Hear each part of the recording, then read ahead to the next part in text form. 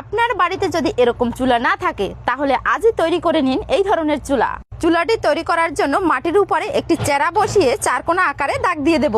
তারপরে এই দাগের উপরে মাটি দিয়ে দিতে হবে। একটি রঙের কোটা বসিয়ে আবারও মাটি দিয়ে দিচ্ছি, তাহলে চুলা শেপে চলে আসবে। একইভাবে বিপরীত পাশে বসিয়েও আবারও মাটি দিয়ে দেব।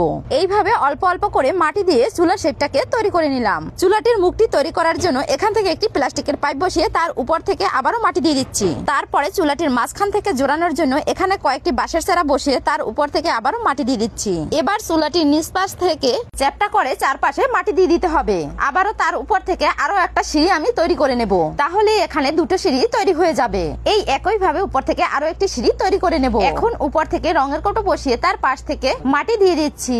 একই ভাবে বিপরীত পাশেও মাটি দিয়ে দেব।